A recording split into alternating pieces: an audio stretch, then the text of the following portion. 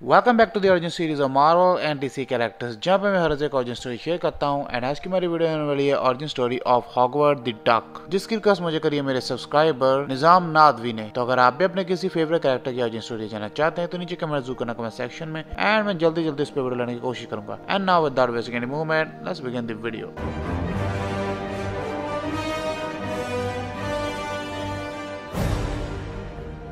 Howard the Duck की first appearance हुई थी एडवेंचर इनटू फियर इशू 19 दिसंबर 1973 में, और अपने फर्स्ट इशू में अपनी सोलो कॉमिक में नहीं बल्कि मैन थिंग की कॉमिक में अपीयर हुआ था। एंड हॉवर्ड द डक का क्रिएशन भी मैन थिंग की वजह से हुआ है, क्योंकि मैन थिंग की कॉमिक्स में वो एक ना बोलने वाला क्रिएचर था, तो वो अपनी कॉमिक में सिर्फ मॉन्स्टर से फाइट ही करता था और कोई भी बातचीत नहीं, जिसके कारण ऑडियंस बोर होने लगी। एंड उस कॉमिक को इंटरेस्टिंग एंड फनी बनाने के लिए मार्वल ने दिया हॉवर्ड द डक कैरेक्टर, जो कि एक सपोर्टिंग कैरेक्टर था। एंड जब वो मैन थिंग के फ्रेंड को मिलता है तो मैन थिंग का फ्रेंड चिल्लाकर बोलता है कि एक बोलने वाला डक है, जिस पे हॉवर्ड द डक एक एपिक रिप्लाई देता है, जिससे काफी ऑडियंस उसकी फैन हो जाती है। हॉवर्ड द डक रिप्लाई करता है कि शांत हो जाओ बड़ी, तुम एक ऐसी दुनिया में रह रहे हो जहाँ पर बिना बालों के बोलने वाले एप्स रहते हैं। एंड इसके बाद वो टीम अप कर लेते हैं हॉवर्ड द डक से, ताकि वो फॉरेस्ट को इंसान एंड डेविल से बचा सके। एंड इसके बाद हॉवर्ड अपनी गन से डेविल्स को मार डालता है एंड फॉरेस्ट को बचा लेता है। एंड एज एक्सपेक्टेड ये कॉमिक बहुत ज्यादा हिट रही। And man think and Howard the Duck की केमिस्ट्री फैंस को बहुत पसंद आई एंड कॉमिक बुक बहुत हिट हुई। इसके बाद Howard the duck man think की कई कॉमिक्स में अपीयर हुआ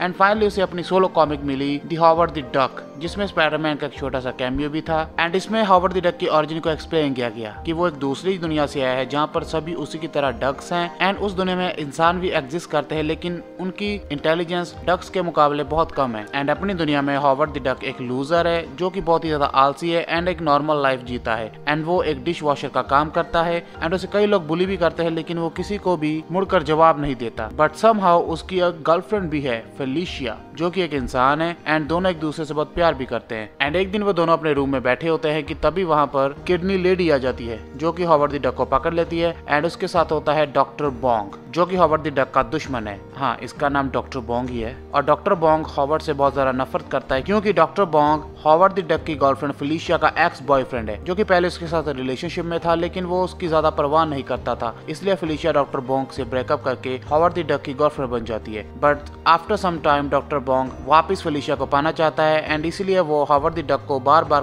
पकड़कर उसे मारने की कोशिश करता है एंड उसे फेलिशिया से अलग रखने की कोशिश करता है। एंड हॉवर्ड द डक की कॉमिक्स काफी सक्सेसफुल जारी थी कि तभी एंट्री होती है डिज्नी की, जो कि मार्वल का केस कर देता है, ये कहते हुए कि हॉवर्ड द डक उनके कैरेक्टर डोनाल्ड डक की कॉपी है, जो कि काफी हद तक सही भी था, क्योंकि दोनों के कपड़े सेम थे, ब्लू कलर के दोनों कैप पहनते थे एंड दोनों डक थे। एंड कई देशों में इंग्लिश प्राइमरी लैंग्वेज नहीं है, इसलिए लोग Donald duck and Howard the duck में कंफ्यूज हो जाते थे। एंड अल्टीमेटली डिज्नी ये केस जीत जाता है एंड वो खुद मार्वल को अपना हॉवर्ड द डक का एक मॉडल शीट देता है, जिसपे उन्होंने शर्तें रखी थी कि हॉवर्ड द डक पैंट पहना करेगा एंड डोनाल्ड डक की तरह पैंटलेस नहीं होगा, और उसकी जो चोंच है वो भी कर्व्ड होनी चाहिए, स्ट्रेट नहीं। और हाँ, उसके पंजों को भी थोड़ा सा चेंज किया जाए और थोड़े बहुत इंसानों की तरह दिखाए जाएं। एंड बूम, इस तरह जन्म होता है न्यू हॉवर्ड द डक का, जो कि कपड़े पहनता है पैंट्स के साथ। बट मार्वल ने बड़ी ही चालाकी से अगेन उसके कपड़े उतरवा दिए एंड उसे वापस पहले की तरह बना दिया जैसे वो पहले था। बट एज यू नो कि केस मार्वल हार चुका था, तो अल्टीमेटली उन्हें वही शर्तें माननी पड़ी जो डिज्नी ने बोली थी। एंड इस तरह हॉवर्ड द डक इंसानों की तरह पूरे कपड़े पहनने लगा कॉमिक्स में। एंड फिर मार्वल ने उसकी ओरिजिन स्टोरी को रीबूट किया, जिसमें उन्होंने उसे अगेन थोड़ा बहुत ही